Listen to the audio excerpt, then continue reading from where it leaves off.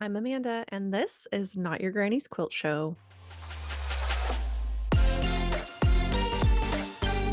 Hello, welcome to today's episode. I have Mayre Perez of Handmade Goods by Mayre. She makes the cutest stuff. She quilts, obviously, pandemic quilter like a lot of us, but she branched out into making bags and zippy pouches and eyeglass cases and ice dyeing her own fabrics to make interesting new textures and colors. And her stuff is so good. She came from an architecture background, which is so cool. She's taking Alderwood Studios pattern writing course, which is so exciting because now we're going to have yet another fantastic pattern designer out there giving us beautiful things to make. Mayre has just such a beautiful style and has a great perspective on the creative community and her business in general. So I hope you love our conversation. I loved our conversation, and let's get into it.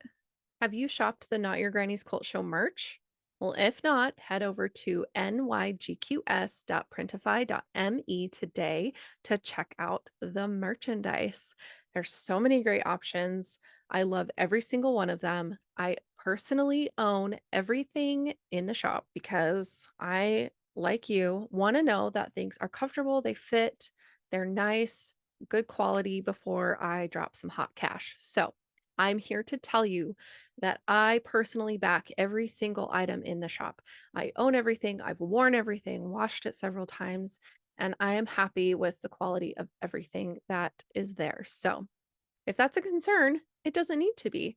You can just shop freely, knowing that I have personally tested everything for you so that you have the freedom to just pick what you want and wear it with pride and represent the show and the community of quilters that we are. And it means the world to me that some of you people out there are representing Not Your Granny's Quilt Show with your merch. So head on over again to nygqs.printify.me to check out the shop today. Speaking of merchandise, as soon as we hit 1,000 subscribers on YouTube, I'm doing a giant merch giveaway.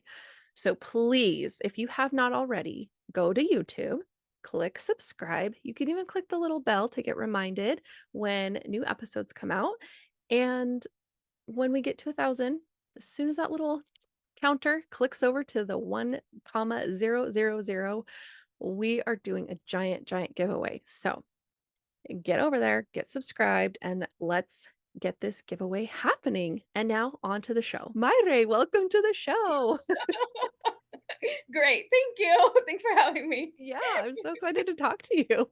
Great. They're getting all fancy rolling my R's. Um, yeah, thank you so much for joining me. Yeah, we had to move things around because I got sick, but we're here and I'm so excited. Yay. Great. Perfect. Yeah.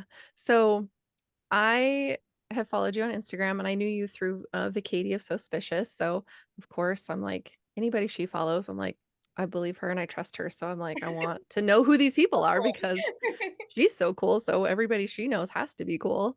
Oh, Um, thanks. yeah. And your work just obviously speaks volumes about the quality that you put out there in your creative life. So I want to learn how you got into sewing and quilting. Sure. So I mean, I creativity and doing creative mediums and making things with my hands is something that I've just always loved doing. My background is in architecture, Oh, because at the time that's what I found was a great means of me to kind of convey my creativity out into the world. And I practiced for a while. So when it came to sewing, I'm one of those pandemic quilters, right? Like many, many millennials. But yeah. even before that, I was always just making things and finding other mediums to be creative. I went through calligraphy phase, baking Mm, phase, and right at the peak of the pandemic, my biggest hobby at that time was baking. And I mm. baked because I loved sharing that with my coworkers and sort of expressing myself creatively by the design of a cake. And then I had no one to share cake with, right? Like we're not seeing anyone. So all Yeah. of a sudden my freezer was full of cake and no people to share it Oh with. my gosh. And through that pandemic, I realized I need to find a different hobby because I can no longer sustain a freezer full of cake. Yeah. Um, so I had always followed a lot of other creatives, and one of my biggest inspiration has been Alyssa Elise Kripe, from Elise Joy, Mm, and she's like a very serial hobbyist. And at some point in 2020, she showed a quilt of pearl Soho. It was like tiny tiles quilt. It was a free quilt pattern, and I just loved the simplicity and like how modern it was. mhm. And now here I was, kind of like fall 2020. I was like, this seems like the perfect time to give it a try. Yeah. I had no idea what I was doing. I at the time was with my mom in Lebanon, Pennsylvania, so Amish country, quilt shops Mhm. everywhere, and I was like, "Well, this is a perfect time. Fall is coming, like, I can't do anything outside."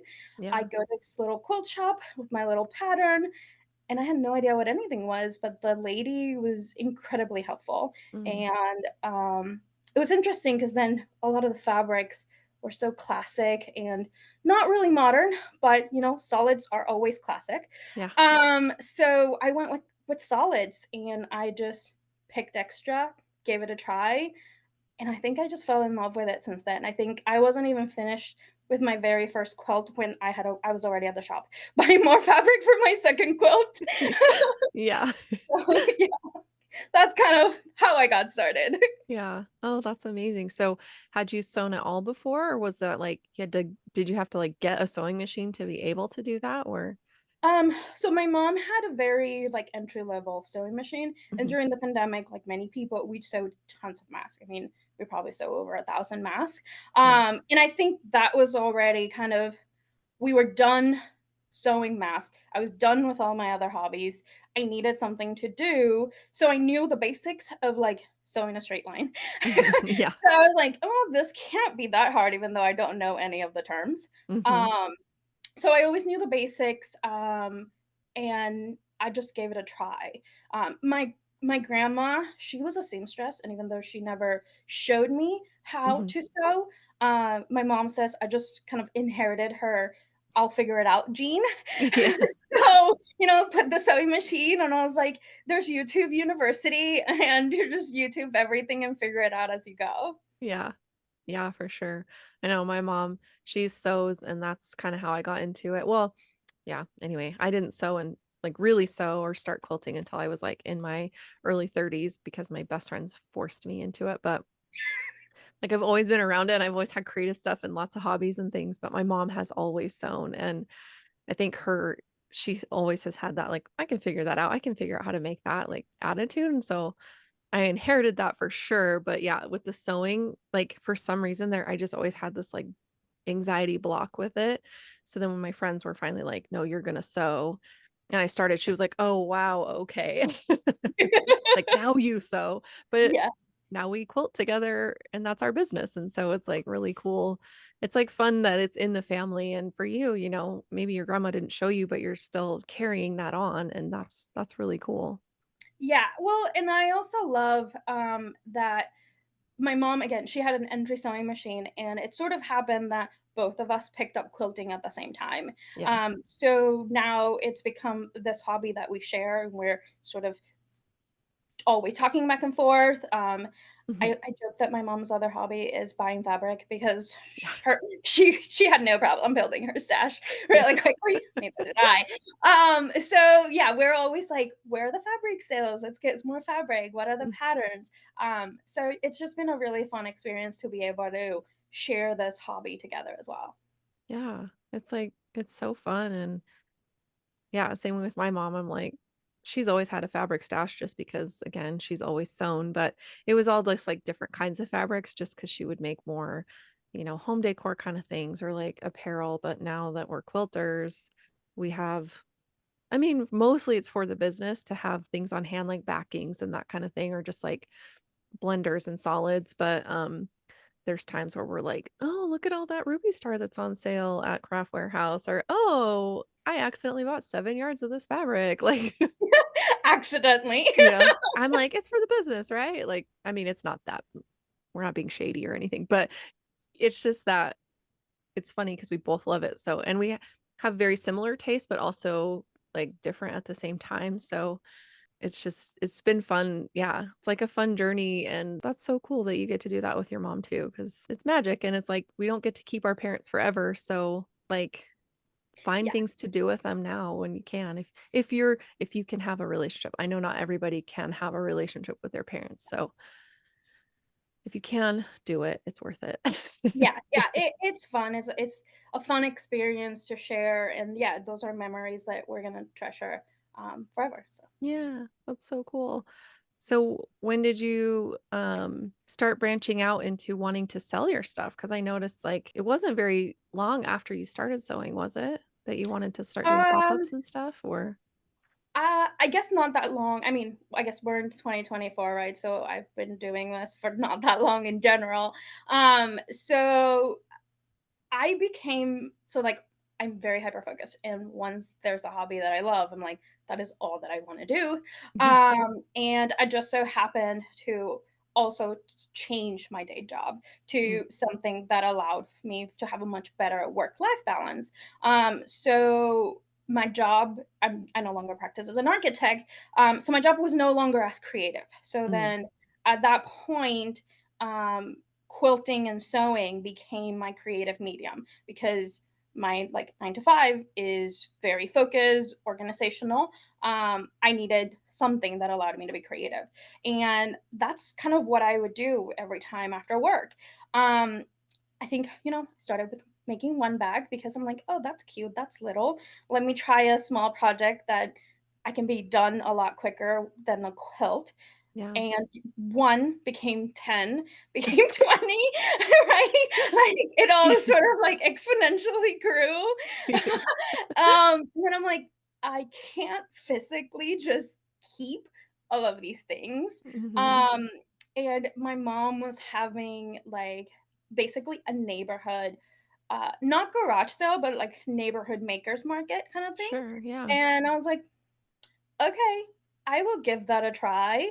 So that was my very first, like, and it got rained out, so everyone just had it in literally in their garages. So it was very funny. It was like very garage sale, but like still crafty. Yeah. Um, and it went well, and I feel like it was very well received by like all of her neighbors, and everyone really admired the quality of what I was making.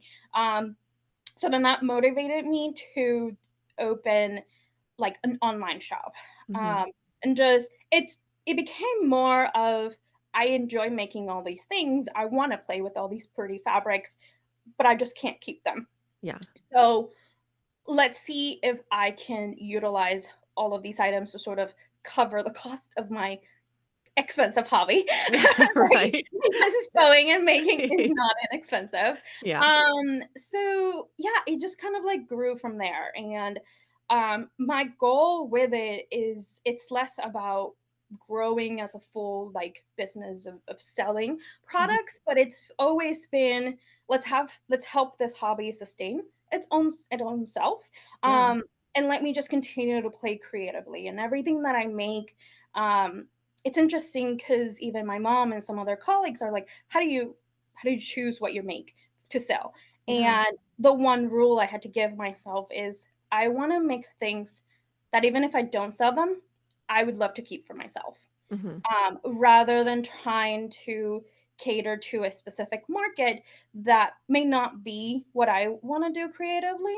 Yeah. So I think that's helped me in terms of everything that I make. I enjoyed the process. I loved making it, and I'm hoping that whoever does buy it see the care that I put into the different products and appreciate it, right? And they love it the same way that I loved making it.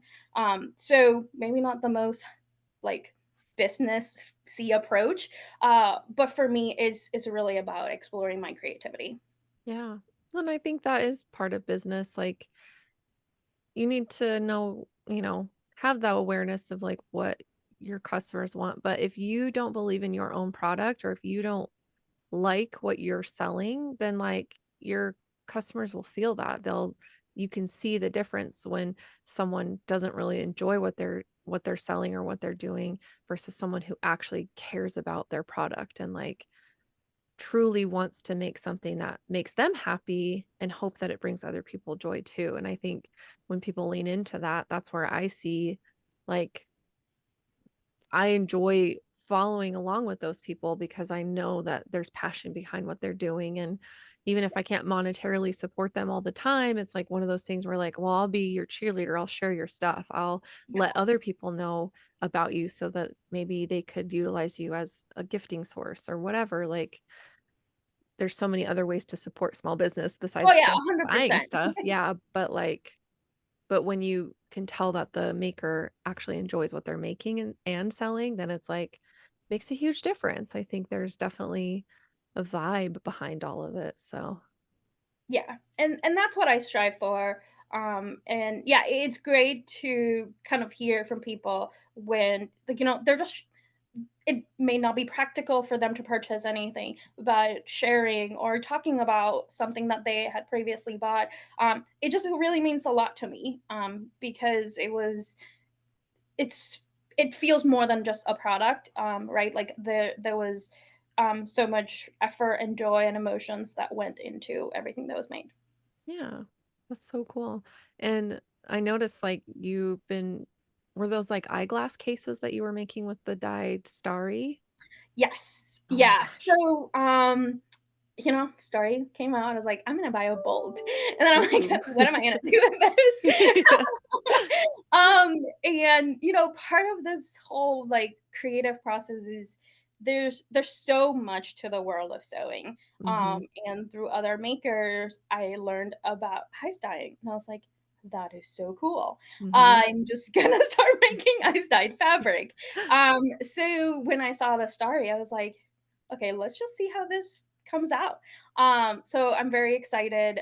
Yeah, so I've made some new eyeglass cases with ice dyed starry and other ice dyed fabrics. And I'm trying to incorporate into my make part of like finding my true voice as to what I want to share. Mhm. I think ice dyed fabric has also played a factor. Is It's a very fun exploration. Like there were previous hobbies. I did watercolor. I did art painting. So it's sort of become this sort of merging of past hobbies Yeah. into new ones. And yeah, it's really been really fun. That's awesome. Yeah, I saw your bags and like all these things with the ice dyed fabric and I was like, "Oh my god."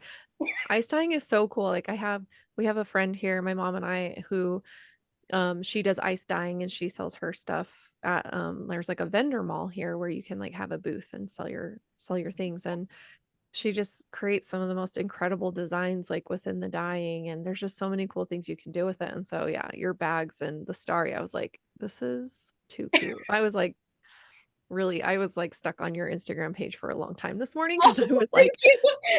looking at everything. I just I like to refresh myself before I interview people, but at the same time, like, I can get so lost in their content if it's, speaking to me, and I love it so much, and it's so modern and fun, and, like, it just has those, like, earthy tones, and it just feels like a marriage, like you said, of, like, the watercolor art and painting and, like but, like, a more updated version or, kind of modern take on it, and it's so cool.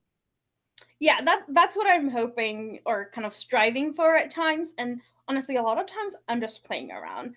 Mhm, And I'm like, this would be so cool if it turned into that.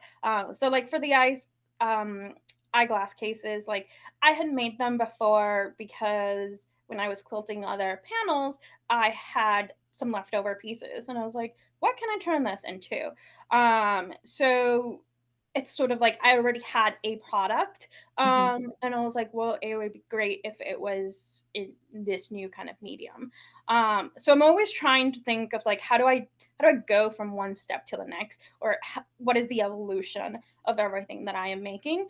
mhm, Part of it is again to maintain my spark, kind of creativity going, so that the tasks don't become monotonous, yeah, and just so that again it shows like everything always has to evolve, and at least it kind of that's one of my foundational views of like you have to keep evolving, right? Like the yeah, world grows, the world changes. How do you change with it, Mhm. and how do we improve on things? Yeah. So yeah, everything that I do sort of like evolves from one another. How do I utilize scraps? How do I minimize my impact? Because the world of sewing and fabric is not the most sustainable. Yeah. So one of the things I'm thinking about is how do I practice myself as sustainable practice as I can. Mhm. Like I've been hoarding every single scrap this year. Not entirely sure what I'm gonna do with it, but my goal is like I need to make another project at the end of the year that I can utilize these Yeah. because I want to reduce the amount of waste that comes out of making things. And like I want to make because it's fun and creative, Mhm. but I want to be very mindful about what goes into it. Yeah, absolutely. And so how do you source the fabric that you do ice dye if it's not obviously starry or, some other manufactured printed fabric? Do you just get bolts of like muslin or do you have another kind of fabric you like to source for it? I usually don't buy many things on bolts. I mean, so my mom lives in Pennsylvania. I try to shop locally from a lot of the Amish quilt shops in Pennsylvania. Um, Wherever I can, there's, I mean, I buy fabric online. I think depending on sales, none of it is like one specific fabric, right? Like Okay. I think I buy like I get from bundles, I get from miscellaneous pieces. I've started experimenting with eyes dyeing already colored fabrics. Mm, So there's been times that like you get a fabric bundle and there may be some solids that are not necessarily like there might be too bright for my style. So I've started ice dyeing them to again figure out how to bring life to things that I would not normally use. yeah. Oh, that's cool. And do you see a difference in like the type of fabric or the manufacturer it comes from and how well it takes the dye or like Yeah. yeah. Um, a lot of what I've dyed currently my favorite fabric to dye would be Robert Kaufman Essex linens. Oh, okay. They're I don't know that they're like there's a version of them that is like prepared for dyeing, Right. which I haven't really seen that much of a difference between that and like the regular linen. Mhm. But there's something about the texture and the vibrancy that they can really handle it. I, I'm still figuring this out, so I don't know if it has to deal with the linen, the cotton itself, the blend of the two.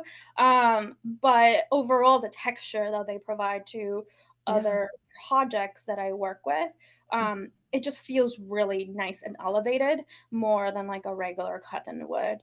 mm, Um, so yeah, those are currently like my favorite fabrics to dye.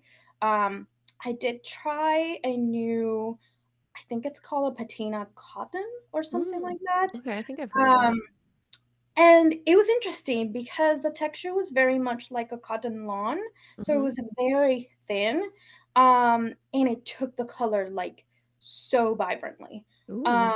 So I think that's one of the substrates that I might explore a little bit more because that also felt like the right substrate if I wanted to incorporate ice-dyed fabrics into a quilt, Mhm.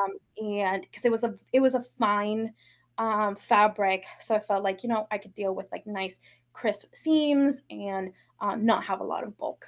Yeah. Ooh, that's so cool. It's just so fascinating to me, like, just how detailed you can get with the dyeing process because, yeah, you want your substrate to be accepting of the dyes, and if they don't take well, then it just washes all out or it ends up looking wonky or and the ways that the dyes interact is always different, so you never know really what color is gonna come out of you know, what you just set up, and so I just find it so fascinating. There's so much science to it, but at the same time, it's definitely like, "I'm just gonna go with my gut on this," like like Yeah, like, I mean, I've dyed canvas as well, and, like, yeah, depending on the weight, it just reacts so differently. Mm, Again, because, pigment is melting with ice, and on thick fabrics, it just takes longer to, like, soak through.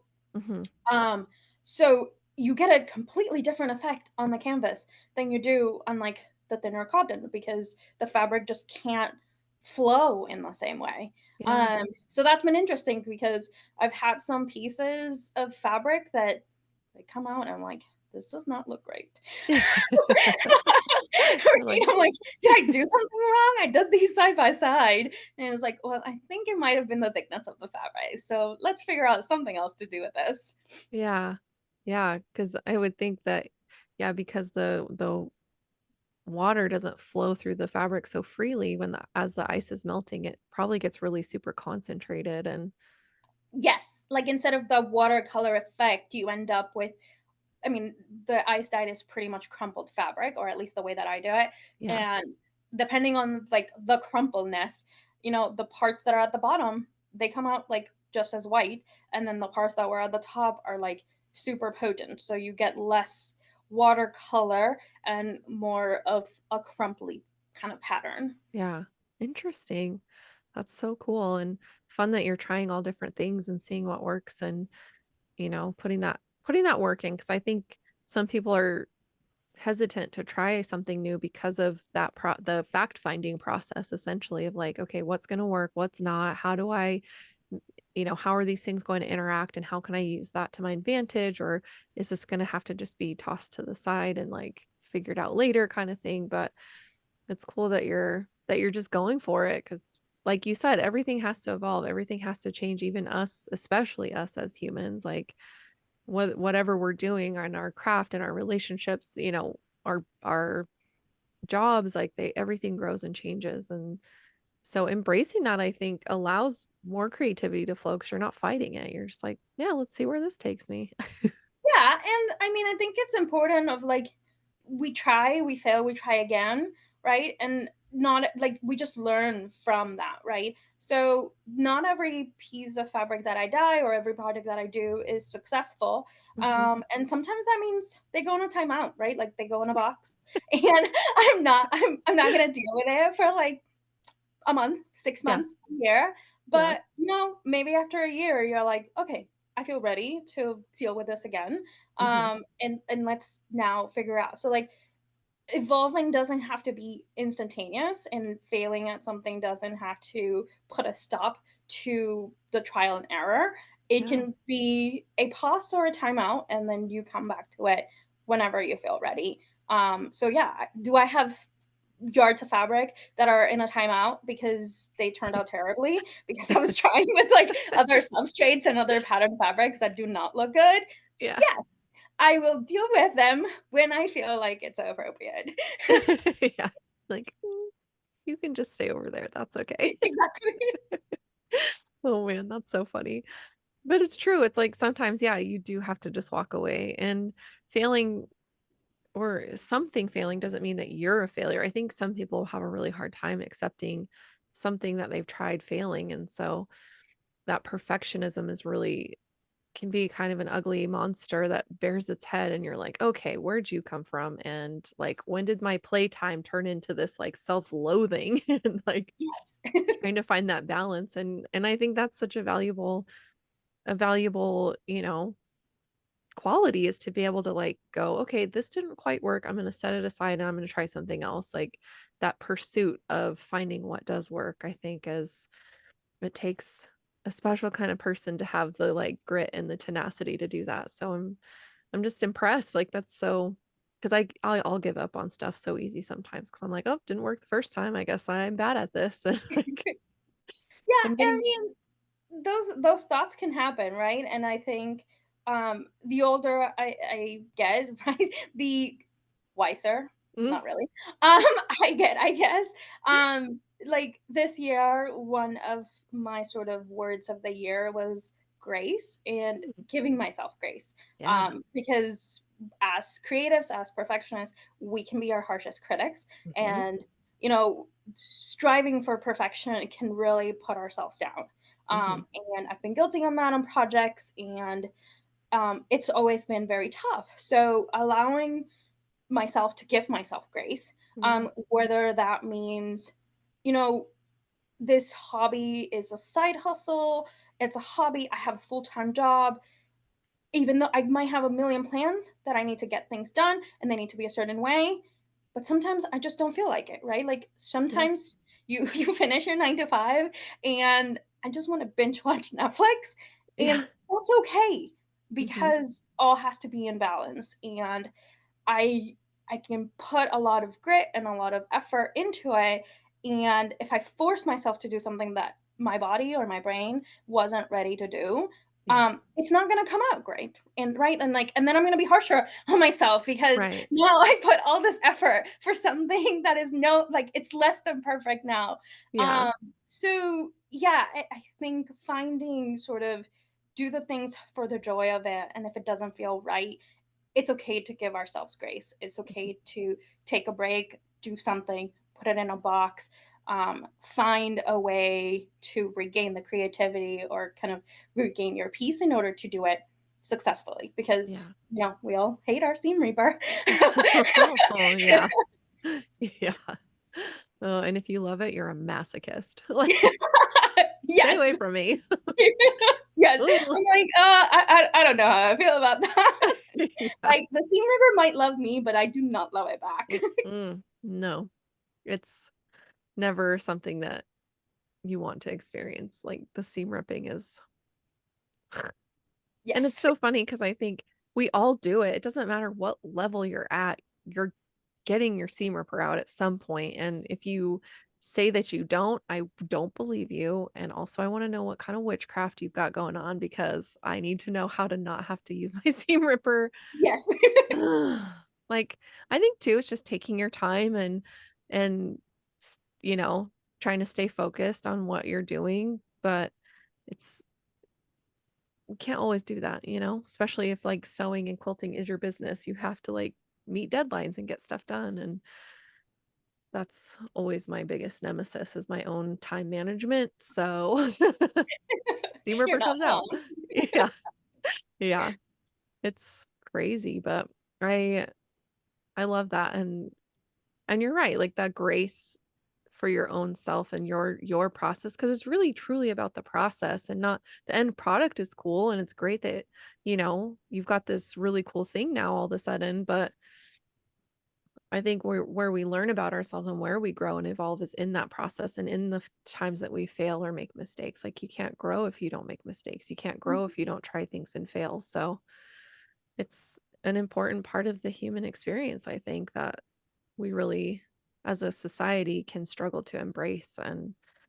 But I think too, like, you coming from an engineering background and, like, I come from an education background, so, like, trying and failing is, like, in the blood, right? It's, like, Yeah, how we're trained professionally to think about things, so yeah. So, sorry, architecture, not oh, engineering, but sorry, architecture. yes, architecture background. But yeah, I mean, it's crazy because architecture is a very iterative process, right? Like you can't ever just get to an end product Mhm, without going through a rough sketch first and sort of like working through develop that. So it was interesting because architecture school was packed with perfectionists and yeah, everyone loving everything precise and perfect. yeah, Um, but you can't ever get it perfect on the first try, mhm, right? Like great design means it went through a process, it mhm, got feedback, it evolved, and until you end up with great architecture. right, So that while it was hard to learn in school as like 19-year-old yeah, in architecture school, I think it built solid foundations for how I approach the different projects, kind of now even outside of architecture, because you do have to sketch, and it's yeah, okay to have terrible sketches because you don't need to have 20 perfect sketches. yeah, You want to get to like the most perfect version of the end mhm, result, and that might come from one of the 20 sketches. yeah, yeah, um, I don't know if you're familiar with the, author, her name's Anne Lamott. And, she wrote a book called Bird by Bird, and I had to read it for one of um, my courses in college for literacy, but, it talks about the writing process and how you can break it down into all these things, but one of the chapters is called "Shitty First Draft," like, everybody has to write their a shitty first draft of whatever it is, and it's the same for whatever you're doing, like, especially architecture and even in engineering, the design Yeah. process is messy, and there's not like there's method to the madness, but I think thinking about, teaching engineering design process to other teachers and thinking about like the growth mindset and, you know, project-based learning, it's like such a messy process and there's method in it, but you have to give over to the creativity.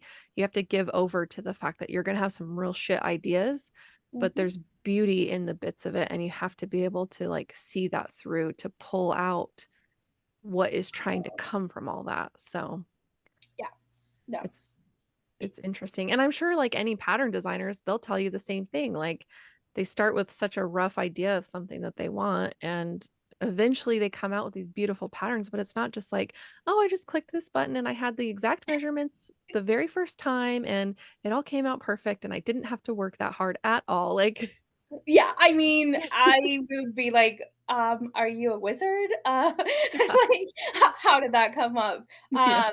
Because, in my adventure of things that I'm trying, I actually Mhm. signed up for, Amber from Alderwood Studios Pattern Writing Academy? Yes, Yeah. Pattern Writing Academy, which I am behind on, so, What? because I have so many things going on, Right. but, yeah, it's been great sort of seeing her go through the process and explain, and even coming up with like your initial concept is Mhm. so it can be terrifying, right? Like, Yeah. and then not even to mention how to go from like a concept to like a pattern. And I had done a pattern like for a custom quilt for a commission, which is still very different than trying to write a pattern for like other people to recreate, right? Mhm. Because the way that I learn or the way that I like process a pattern is very different than everyone else.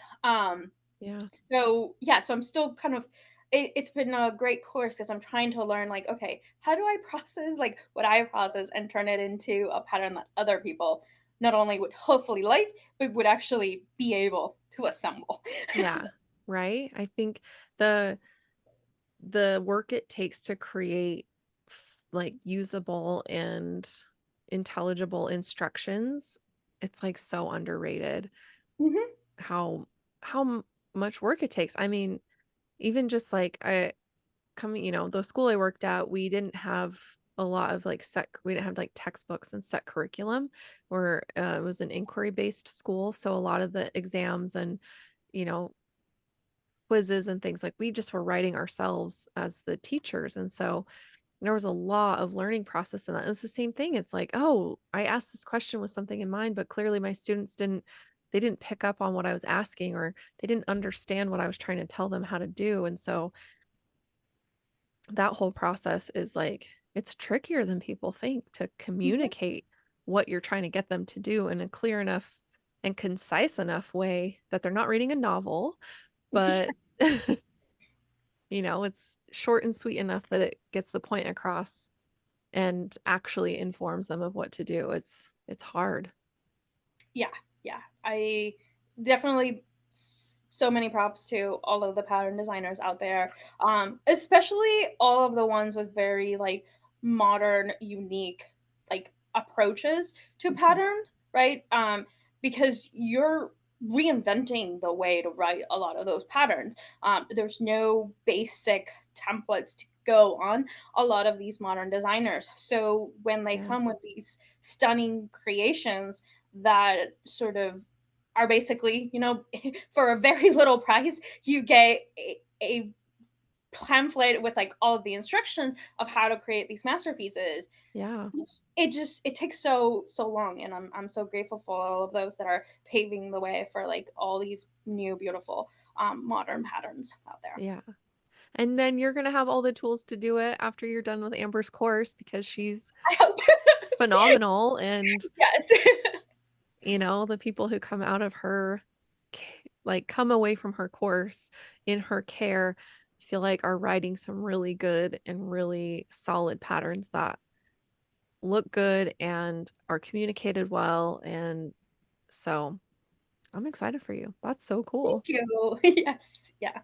Are you doing, because I know she added more content. So there's like learning how to like write your own foundation paper piece patterns and I'm so behind. We Ugh, should be on week 5 and I'm on week 4. ah, well, that's only 1 week, you're fine. So I'm like, okay.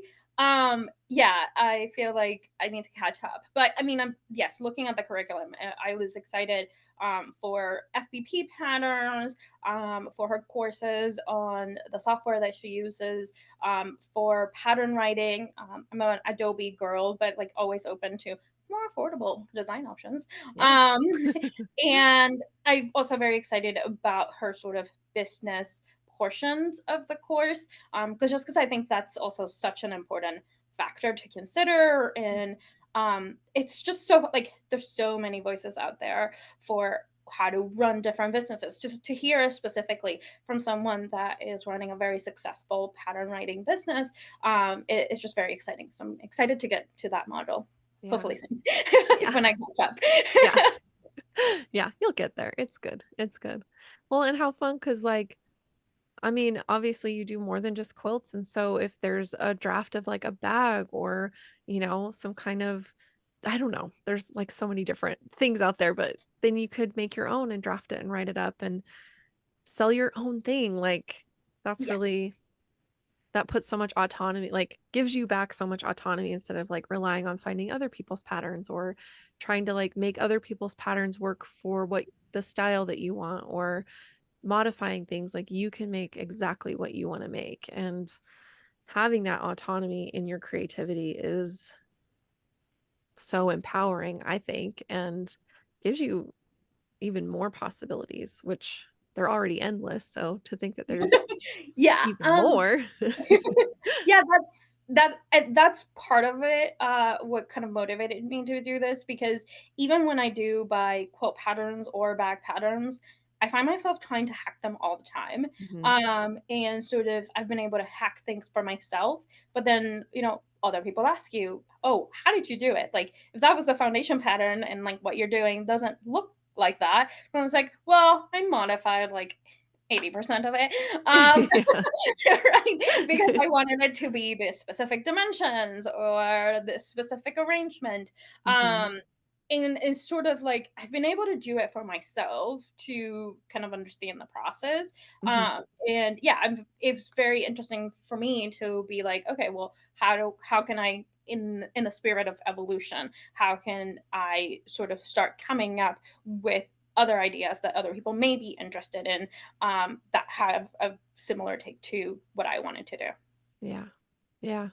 It's funny, you're like you're just like, "Oh, there's a whisper of that pattern in this, but" Yeah, like it's always funny because when people ask me, I'm like, how do I tell you that I started with this even though it looks nothing like this?" You're like, "Well" Yeah. Like if you were to try it, I don't know how to help you to do the same thing. Yeah. You're like, "I don't know. I don't know." Like I just started cutting things and I was like, oh, we're just gonna scrap this whole section. Yeah. Yeah. It's fun though, I think when you're willing to try, you can you can make things that you wanna make. You can modify things to be more functional for how you want them, and that, like, "I can figure this out" kinda attitude is, I think, invaluable in the creative space because I think if I don't like, how do I say this without sounding like I'm bashing people? Because I swear I'm not. I just think there's so much value in, like, being willing to just try something new and try to figure it out in a way for yourself to make it more meaningful because I think when we conquer those things that maybe make us feel a little anxious or you know, or give us pause and like, "Oh, I couldn't make that." Like, instead of thinking that, think like, "No, I can make this and I can figure out how to, XYZ," whether it takes watching some YouTube videos or asking people questions. If you know somebody who makes similar things to what you're trying to make, go ask them, like, or ask the pattern writer if they have a suggestion for how to modify their pattern to the way that you're trying. Like, hey, I really need a pocket here. Would I best add that or whatever it Mhm. is? Like, I think I think the quilty and sewing space is a lot more collaborative than sometimes we remember. I even forget sometimes. and I'm like constantly in it, and then but then I'm always like pleasantly surprised, like, oh yeah, if I just ask this person a question or if I like reach out to these people I know, or even my mom, I'm like, hey mom, how do I make this do this? And she's like, oh, you just gotta like move this and try this and maybe make this way. And I'm like, oh, okay, great. Like, I don't Yeah. know.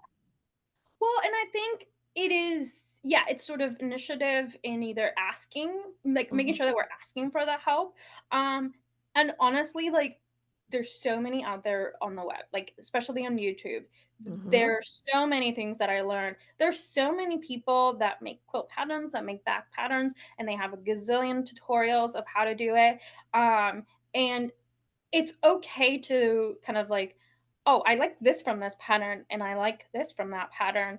Hmm. Like sometimes you just have to give it a try. Like I use my scraps a lot. Like I make new panel pieces. Hmm. I use them for testing out what is a welt pocket? What is this other type of pocket? Like you see one tutorial of how to do the pocket that you like, and then you modify it on the pocket that came with the pattern that you don't necessarily like. And we just have to be we I understand, like, right, like it's expensive. Hmm. Fabric is expensive. Yeah. So it sometimes can feel like, well, I don't want to waste a good fabric. And that's Mm. fine. Don't waste the good fabric. But Yeah. we all have scraps, right? Yeah. So just Absolutely. the second life of those scraps can be, let me figure out something. Let me learn how to do this type of pocket. Let me know how to do zippers, right? Like Oh my everyone hates zippers. They're terrifying to people. They were terrifying to me at first. God. And I have no idea how many zippers I've done by now, but hundreds for sure. Yeah. If I Yeah. haven't made it to the thousands yet. So like I'm at the point now that I could do zippers without barely thinking about them.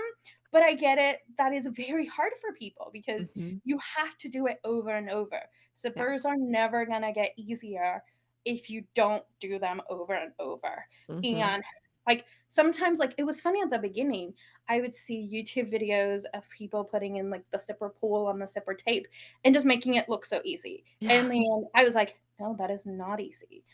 But you know what? For that person, it probably was, Right. because now I can put a zipper just as easily, Hmm. but it took me hundreds of zippers to get there. Um, and we just have to give it a try in Yeah. order to get there. Like practice is what gets us closer to perfect. Yeah. Absolutely. Absolutely. Yeah. Oh, zippers. I'm okay with them now. Like I get it. I understand how they work and I understand how to like put them in, but man, it was rough learning my first one. I think it was like a year and a half ago that I was finally like sewing in my first zipper. And I was like, mom, I don't know how to do this. And she was like, you've never sewn a zipper? I'm like, no. She was like, what? Will you just please help me and not judge me? She was like, okay, okay, okay. Yeah, like it's very, it feels very unnatural at times to like the way that you have to sew things in order to sew the zipper Hmm. correctly. Um and yeah, it just takes practice to Yeah. understand it, and then it just becomes sort of second nature. Hmm. So yeah, it's just my biggest encouragement to people is just give it a try. It was funny because I was at a retreat with my guild, and one of my colleagues was making a bag, and she pulled the zipper pull out, and like she just screamed, and like our entire our entire little room was just like, "What happened?" She's like, "I pulled the zipper pull out," and I was like, "Oh, that's Oh my fine. I God. can help you in 2 seconds." Like just to me, that was like, I was like, Uh, I that's not a problem. And like to yeah. her it was like the end of the world. Like, what am I gonna do without the zipper pull? Yeah. Because it was like near her last steps of the bag. So like Yeah. now you have no pull. I was like, oh, that's no problem. We're Yeah. just gonna fix it very quickly. And yeah, she made more bags, and my hope is like she's feeling more comfortable now, and like she understood like, oh, this is very easy. You can just Hmm. like shimmy it in over here, and Yeah. it might take you a few tries, but you can do it. Yeah.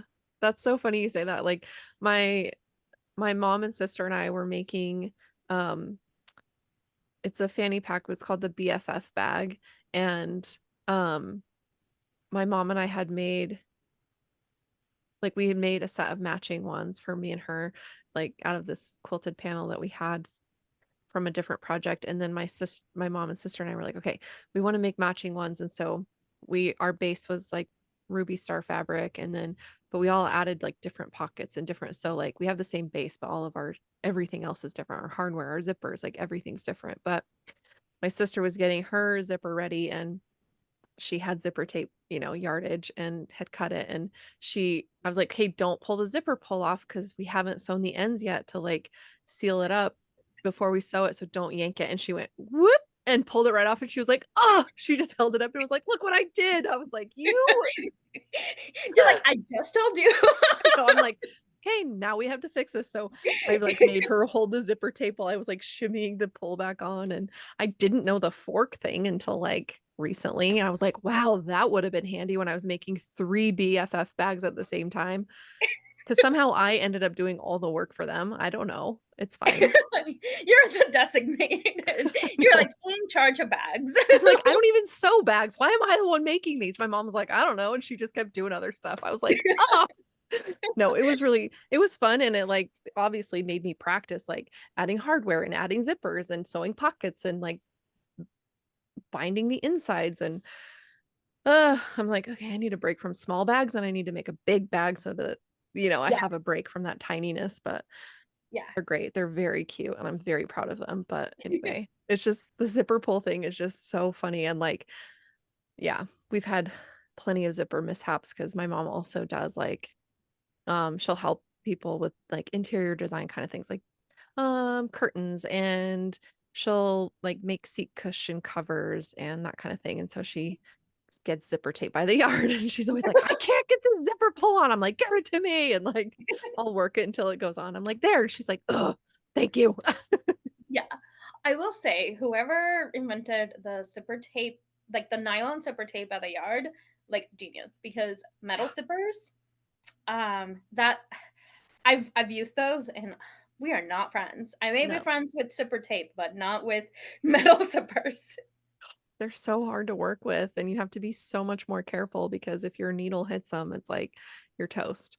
Yes. Yeah. Those But are they're so scary. cool looking too. So you're like, well, do I run the risk or Well, yeah, I'm like, but now I'm glad like you get all these like metallic looking zipper tape, and I was like, yes, Mhm. inventor of this, whoever, wherever you are, I thank you deeply. Yeah. You're like, chef's kiss, this is beautiful. Yes. I'm like, you just made bag making so much better. Yeah. I we got stuck in the Sally Tomato booth at QuiltCon Oh my god. several times because we were like, "Ooh, look at that one. Ooh, look at that one." I'm like, "We have to get out of here." Yes. Yeah. I know that was a dangerous like I just love all of the kind of faux leather, faux suede bags. Like they're just so like luscious. Like they're so good. Yeah. Yeah. Oh, so cool. Have you worked with like that fancy cork, like that Portuguese cork? I don't think the port I think I've only worked with like the standard colored cork. Yeah. There was a booth that I can't remember what their booth was called. I'll think about it. But they had all these like rolls of cork and they Mm. for like sewing, and they had like all these little wallets made from it and like you can sew with it. Obviously don't put it in the dryer, but they had like this piece that they had made that had different patches of the cork on it with other fabric, and like you can wash it and it still holds up and holds its color and whatever. And so that is like fun for Hmm. bags. I Ooh, want to get I some, missed but that it's one. Yeah, I'll have yeah. to check it out. Yeah, I'll find the name and I'll let you know because I can't remember what their shop was called, but anyway, it's so cool. They gave us like a sample and um no, we bought a sample and they gave us a little um pattern to make a little card wallet just, Ooh, like um this kind of simple fold. Okay. yeah, with it. And so we still need to try it, but it's like so supple feeling and it's flexible and soft. And they had a ton of bags and backpacks and stuff in their booth made with it. And I was like, "Ooh, that actually looks really fun." And there's so many different pretty colors, and some of them had like, because obviously cork is from a tree, and so there's like kind of holes in the material, but they had this, like, stuff that had kind of metallic behind. Ooh. So there was, like, little shiny bits popping through the wood grain or, like, the grain of the cork, and so but they're like, "Yeah, it's just washable, it never comes off, whatever, like, we'll guarantee it," and anyway, I didn't know Huh. if you had worked with that, but I have not. I'll have to check it out. Yeah, my work with cork has been limited. I've used some of the salad tomato corks here and Mhm. there. It is quite expensive. Yeah, So I think that's also kind of one of the reasons why I don't use it as much. yeah, But it's been nice. I mean, it sews beautifully, especially like the salad tomato ones that I've mhm. tried. Yeah, theirs are good too, and our local quilt shop carries the Sally tomato corks, and I'm always like, "I don't know what to make with," like, I don't make stuff that I would use cork for, but I want it. I just want it. It's really pretty. It's really pretty. Yeah, I do have some pieces, with kind of metallic tones in them. Mhm. And yeah, I'm just kind of like saving it the same way like we save the good fabric of like Right.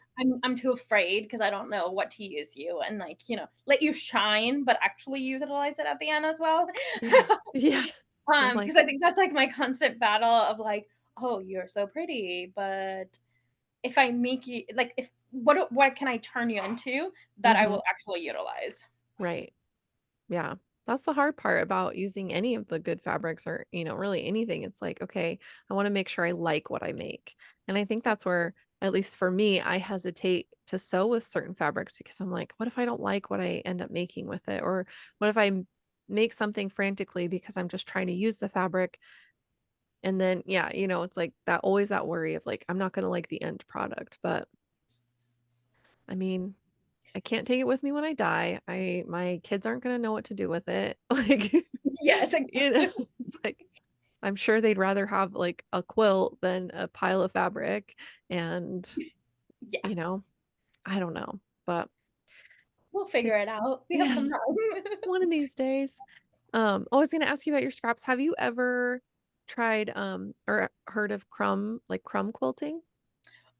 Some individuals in my guild have sort of done that. Mhm. I don't think I've ever like gone that route, but Yeah. I have a lot of scraps that I need to utilize. Yeah, it's great for smaller stuff. I've never really done it, but I've seen it done, and yeah, my guild too has been like they've taught classes on it and stuff. They're always it's like always the classes I want to take are on weekends that I can't take it. I'm like, are you serious right now? But crumb quilting is one of the ones I do want to learn how because I think sometimes I hold on to smaller stuff and I don't necessarily have enough to put it into a pattern or a block even, but for something like crazy quilting or crumb quilting, it would be perfect because you're just basically using your scraps to make panels of fabric that you can use Mhm. as, you know, for larger projects. But anyway, I just was curious if you had ever like made anything that way or if you had considered it. I've considered making my own sort of panels with my scraps. Um, I hope I'm saying this correctly. I think Amber from Alderwood had maybe a guest do a blog post or something like that that was essentially crumb quilting, but I think they called it something differently. Oh, okay. But they were basically, yeah, sort of like get all your similar colored scraps together to Yeah. essentially become a pattern, and then use that piece of fabric that you made with all the similar color pieces to Yeah. make other patterns. So I just thought that was like, oh, so exciting. Yeah. And I've been thinking of that as something to do with my scraps. Right now, I think I've only made like truly scrappy quilts. I've only made one. Hmm. I actually made the Tara Lee scrappy Oh, stars, yeah. something scrappy star. She's Hmm. gonna release it now as like an actual PDF pattern. I think it's gonna called Stara or something like that. Yeah. Oh, the scrappy open stars. Yeah. Yes, those. Yeah. So that one was really fun. My hyper focused self was like, I have to thoroughly plan this, but like I'm also gonna do it scrappy. And somehow Yeah. I was able to get it close enough. I like just sort of colored coded things in buckets and Hmm. then was able to utilize that into my planned scrappy quilt, Yeah. which was great. I actually loved that quilt. But as with my bags, I was like, you know what? I'm gonna bring some of these to some of my pop-ups. Like maybe they can find a home where they can actually be utilized instead of in my home full of quilts that where they will live in a closet for a while. Yeah. Um, so there was this wonderful woman, and she saw it and she loved it. Oh, And it's quilts, and like she's like, "Oh, I don't know, I wasn't planning on spending that much today." But she came back like 2 hours later and was like, "I could not stop thinking about this. I just have oh, to have this quilt." And that was like honestly one of the best like experiences of it's going to somewhere that like really truly appreciated like they're so yeah. excited about that quilt.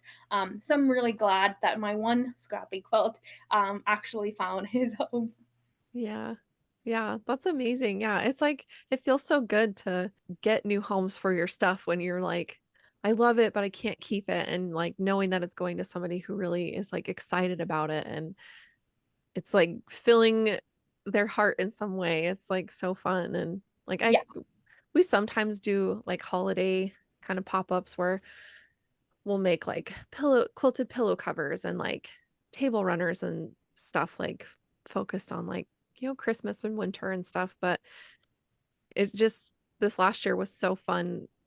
We did one of this market for the first time, and it was in downtown, and so it was pretty busy, and we just I mean, we got a long-arming client out of it. He was like, "I'm making my first quilt, and I'm gonna send it to you." I was like, "Really?" He's like, "Yeah, your work is beautiful, like, I'm so excited." I was like, "Okay," and he sent it to me, and I was like, "Oh my gosh." He's like, "I met you at that market in downtown Boise," and I was like, "That's crazy." Like, but Oh, that is so wonderful. yeah, so fun, and so, like, I feel like taking your craft out into the public is when you if you can, is it can be hit or miss, obviously, like, we've had markets where we sold maybe 2 things the whole time, and it felt like a big waste of time at that moment, but then there's been, ones like that where we sold a lot of things and people were super interested and made a lot of cool connections, and, if that's gonna be a thing you do, you have to take the ups with the downs, but I think ultimately if you're just getting out there and showing off your stuff and you are passionate about it and care about it, like, that comes across too, and people can see that, so that's Mhm. exciting, and you're exposing people to things they never knew they needed. Yeah, I mean, I think it's great to expose people to other like handmade Yeah. items, but I think for me doing markets and pop-ups, it's been great to expose myself next to other creatives. Mhm. And yes, there are going to be some bad markets, and a lot of these things you can't predict, like even the makers can't predict. Yeah. There can be so many variables as to what makes it a successful kind of from selling perspective market. But I've loved how many other local creative small businesses I've been able to find by doing pop-ups, Yeah. for people that don't do any of the same crafts as I do, whether that is jewelry makers, kind of any other kind of maker out there. It's just been really fun because now you see all these other businesses, and sometimes we meet up in like the same markets, and like Yeah. it's just always really fun to have this creative collaboration Mhm. and exploration with other local small businesses that I would just not really be exposed to if I didn't put myself out there to Yeah. do pop-ups. So some unsuccessful markets can still lead to great relationships, and I like to call that a success, even if I financially don't barely cover, Yeah. like vendor markets that you don't really cover the full fee sometimes, but Yeah. you just have to give it a try. Yeah. Yeah, absolutely, and yeah, the connections are so valuable because it leads to so many different things. Because now you have people who, if they hear of opportunities that are could be a fit for you, then they think about you and they're like, "Oh, I have a person," and they can direct them towards you, and I mean, I talk about having a quilting business wherever I go. Like, people will be like, "Oh, what are you out doing today?" And I'm like, "Oh, I'm working." And they're like, "Oh, what do you do?" Because, if I'm out buying fabric, I'm gonna get coffee. And so, I will tell the barista at Dutch Bros. I will tell the person at Starbucks. It's like I'll tell the people in line at the grocery store if they're asking. I'm not just like, "So I'm a quilter."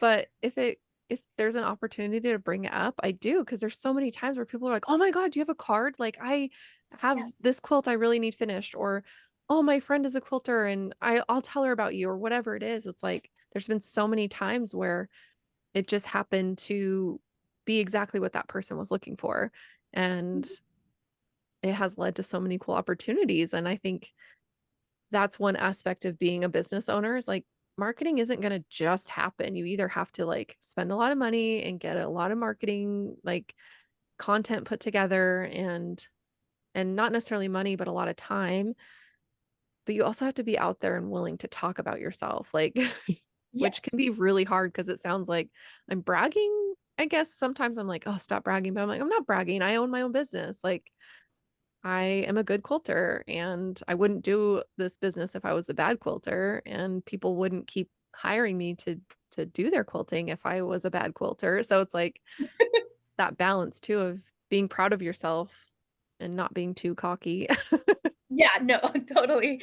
I'm guilty of using my especially in the wintertime, using my dog as, like, my advertisement. I Yeah, made her a doggy quilt coat, and, like, she's an adorable little, Pomeranian poodle in her quilted coat. So, like, right. everyone's always gonna stop, say hello, and comment on her quilt. And then I'm like, "I'm a quilter. I made it." And then I'm like, how else can I say what I do?" Yeah. Um, but a lot of times I'm definitely known for being shy and not talking about it, and Mhm. I'm grateful for my mom. She's like number one cheerleader. I call her like my business manager because anytime I make something new, she's like, "Did you put it on the website? I have to send it to everyone." She's like sending emails, putting it on her Facebook. I love it. I love it. And I'm like, first of all, it takes forever to take photos and put it on the website, but I will let you know. And then as soon as I do, she's just like blasting all of her friends. I love it. I love it. So I'm grateful for her. Yeah.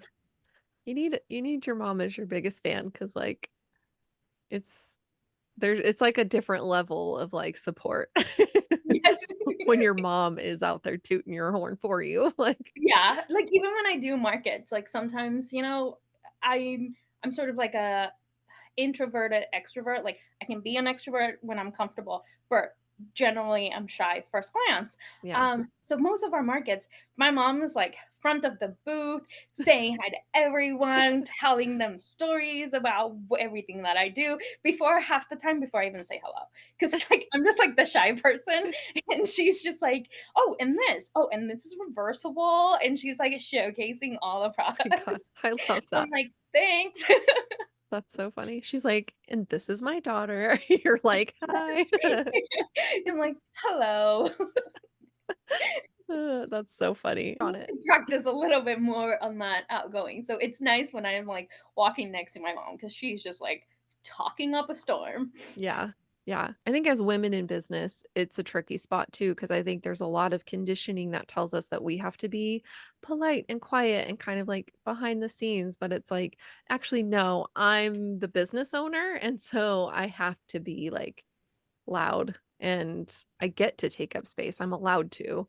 And it's a hard thing to switch in your brain when like you've thought the other way for so long. It's like, oh, I guess I would have to, like, talk to people if I want them to know about my stuff, like Yeah, and like yeah, it gets hard because in my 9 to 5, I think my other friends would describe me as like badass boss lady, right? Like, because I'm a woman that has to go into construction meetings and construction sites, which are mostly male dominated, yeah. and there many times I can be the only woman in the room.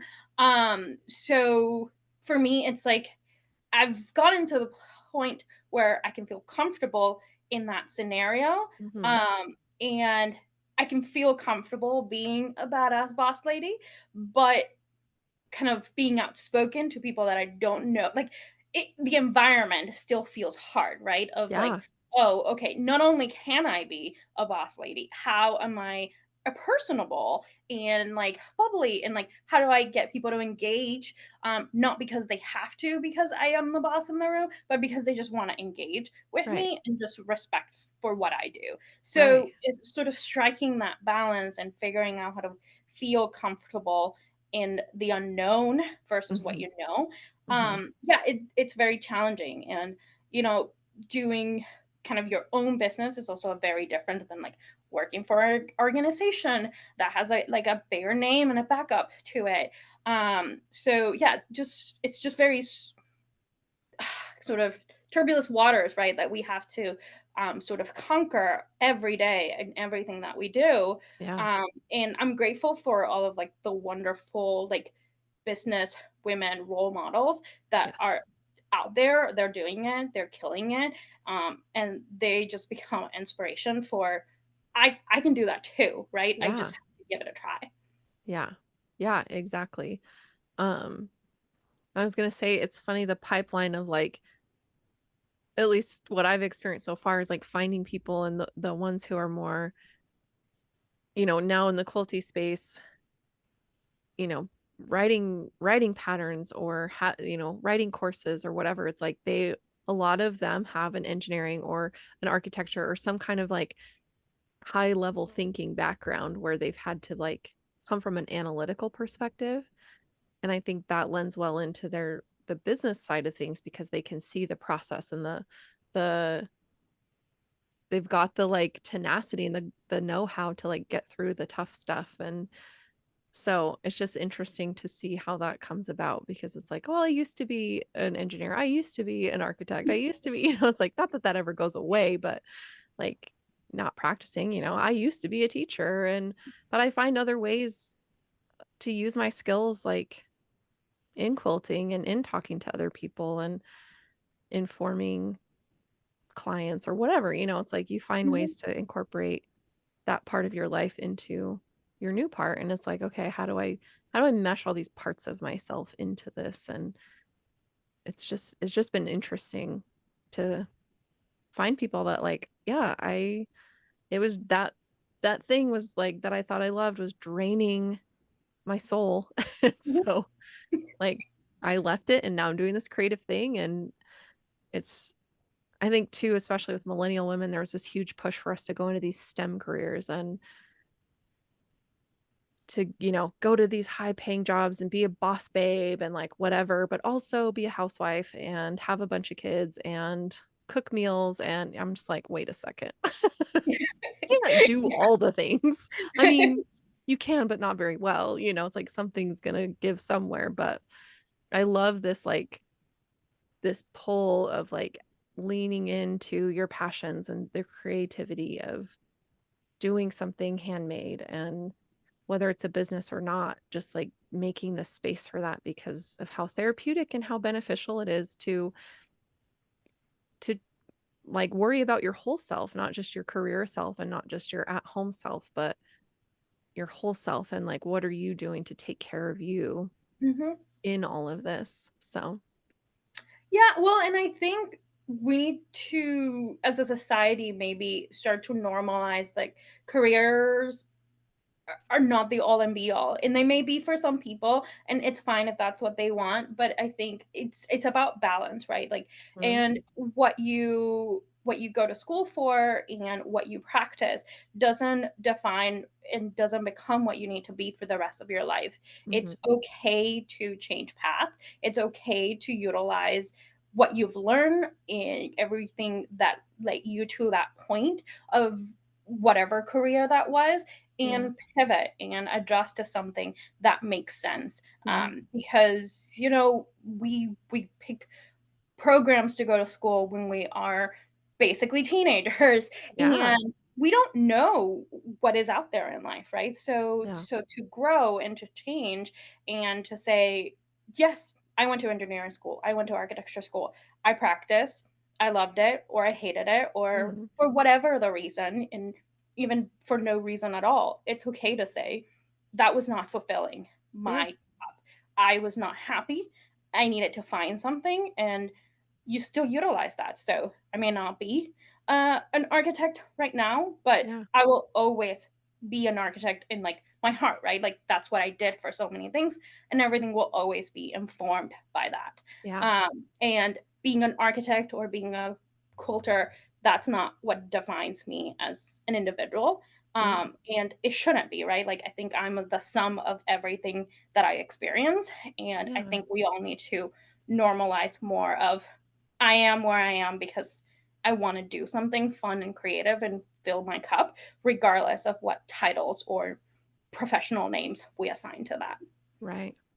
And that's the thing too, like, when you're in the professional world, it's like, "Okay, I'm finally here," and I think there's this sense that, like, things certain things are gonna change because you now have this, these letters behind your name or this certain title in your job, and it's like, "Nope, you're still the same person," like, the people around you are just people also, and it doesn't necessarily mean that people are any better than you or any better at their job just because they have a certain position. You, like, learn very quickly that there's a lot of bullshit artists out in the real world, and there's a lot of people who might have the same credentials as you and not work or function up to your same standards, and you have to, like, stomach sharing that title with other people, and that was a hard thing I was learning in my master's program. Was it gonna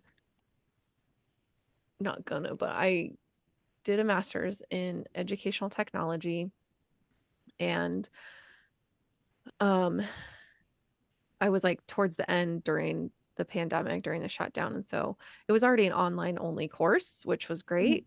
So I was already doing everything digitally, but, like, it just made things 10 times harder because not only was my entire job changing, like, having to learn how to all of a sudden teach from a digital standpoint versus in person, but I was also Mm. doing this program and there were so many people that were somehow allowed to graduate that I was like, they didn't even do the bare minimum. Like, how are they going to get the same credentials I have when I worked my ass off to get A's the entire time, you know?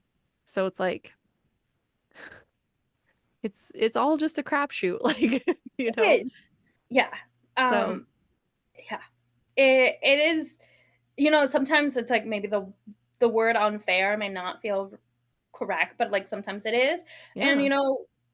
it's okay, like, the world is unfair. We can't we can all sit on high horse Yeah, and right, say, right. like, the fair needs to be fair, but, in the professional world, in the real world, some people get by, and, Mhm. you just have to be on kind of your lane Mhm. and go by your morals, go by your standards. And sometimes we just can't compare ourselves to Right. others.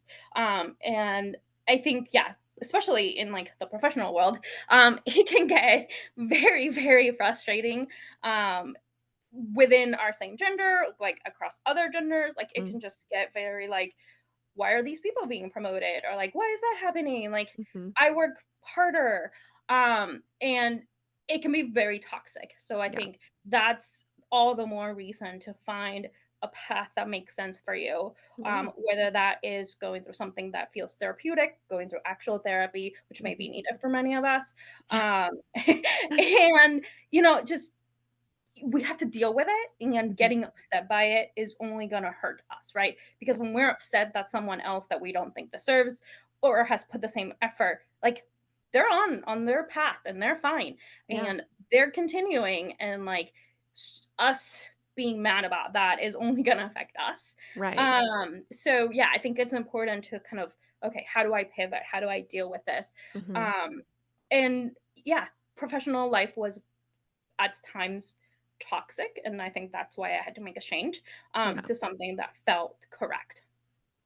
Yeah, absolutely, and, like, I think the days of, like, having the same career for 60 years are gone, you know? People don't Mhm, stay doing one thing, and I think that's great, like, I think that's how our society is going to evolve is by allowing ourselves to make the choice to change what we're doing, and if you're miserable, then leave. If you're if things aren't working out the way you thought they would, that's okay. It's time to, like you said, pivot and reassess and figure out what does bring you joy. And if it's just a hobby, then that's great. Learn a new hobby. If it is monetizing your hobby, then do that too. It's like, and if you hate it, then you can always stop monetizing and keep your hobby. It's like mhm, you don't have to do anything that is not, benefiting you in some way. And so I know that there's a struggle because we, as a country, we don't take care of our people very well. And so there unfortunately is a necessity to work and make money in some way. And some people never really get above water in that regard. And so it doesn't feel like there's a choice in those situations, but to just put your head down and work. And it doesn't matter if you're miserable because you still need that paycheck. And so it feels very like privilegey to talk about it like Yeah. in this aspect. But I guess I'm just saying that to say that I recognize that this is a huge privilege that I can make this choice. And so um but I think there are things we can all do to help keep ourselves healthier and like in a healthier mindset and in a healthier kind of life cycle of finding ways to engage our brains and to grow and try new things. And creative outlets are one of those things. And like you're talking about, we got to find more ways to do it sustainably and like find more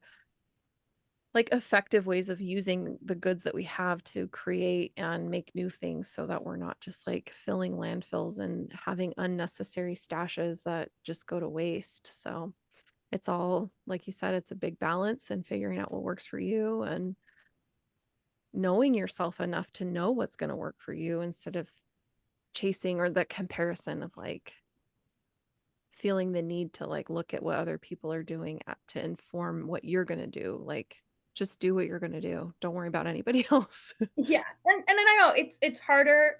It's easier to say than to do. Absolutely. And yes, I acknowledge that a lot of what I'm able to do comes from what realistically is a place that my mom was able to put me in, which is that I have the privilege to make these choices Hmm. because, you know, 40, 50 years ago, she probably didn't have the same privilege that I am afforded because of the effort that she had to put. And I acknowledge that, yeah, in this country, there's so many families that and so many people that are not at a point where they could make similar choices to what I'm Yeah. able to make and sustain themselves. But yeah, my hope is that through kind of efforts by involving in my community and kind of again I'm happy for anyone that reaches out, whether they have a question of like, how did I do something? How was I able to make the choices? Um, I want to make sure that people feel comfortable, like reaching out, whether it's to me, whether it's to somebody else. Hmm. There's so many people in this quilting community that have always been just very welcoming, and just very supportive for questions and comments in terms of how do we all get to where we are? Yeah, my hope is, things need to change in this country, and that's beyond what you and I can do in this conversation. Yeah. But that doesn't mean that we don't have any power and that we can't support others that may need that support. Yeah. We can affect change within our own communities. And I think that's important. We can't, like I said, all do everything huge and change the country in one conversation, but we can. Only if we could, but Like, that would be great. if they would just listen to me, things would be so much better. Yes. you know? Mm. I'll do Amanda for Congress. Vote for Amanda. I'm just kidding. Please don't vote for me. I'm not equipped to do this job. Uh, but I'll still support the quilty world and one stitch at a time. And, Yes. it's I think, people who make things that they love, like you do, just inspires more people to try things. And kind of going all the way back to that, like just seeing you try new things and modify patterns to like make them fit your aesthetic and what you're trying to put out, I think is just one of the ways that we reach more people, showing showing people like, "Oh, you like this too? Well, here's different ways you can like have this aesthetic in handmade goods and things that, are usable, that are functional. It doesn't have to just be a quilt. Quilts are great. I love them. I have so many, but I'm also in that mindset that like, okay, I can't just keep making quilts. Like, what else can I make with this fabric that I love? What else can I do to, use my skills and branch out and try new things and make things that I love to wear or use or, Mhm. you know, what fits my aesthetic or what can I gift or, there's just so many other options besides making giant, giant quilts. So, They're wonderful. yeah. Right? They're why we're here talking. They are why we got into sewing, and Mhm. they're why we've built this community, and I think it's great that they've become this sort of, uh, glue for everything else that we can do in the sewing world. Yeah. Absolutely. Absolutely. And I'm feeling so inspired. This is so exciting, and I'm just so happy that we were able to finally talk and have this happen. So, thank you Thank so much for you. being here. Thank you so much for reaching out. Honestly, I was very excited to be part of this. It's been such a great experience talking to you. So I'm sure, like this one's for the show, but I'm sure we will continue to talk as part Yeah. of the quarter inch collective and quilty world. And Yeah. maybe we'll even be hanging out at the next QuiltCon. Yes. Yes. Yeah, I'm so excited. I'm so excited. So for listeners who don't know, where can they find you online? So my website is handmade by myray.com. Okay. Or my Instagram, which is at handmade goods by myray.com. And my name, Mayre, is Mayre, just because I know it's very hard for most people. But yeah, so pretty much my website and my Instagram are kind of the most up to date of Okay. anything that I am up to creatively in the quilting and sewing world. Okay, great. Well, I will put links in the show notes so that people can get there and they don't have to try to spell your name if they don't know how. But Yes. that's exciting. Well, thank you again so much. And yeah, we'll chat soon. Great. Thank you so much. Have a great rest of your day. Thanks, you too. Bye.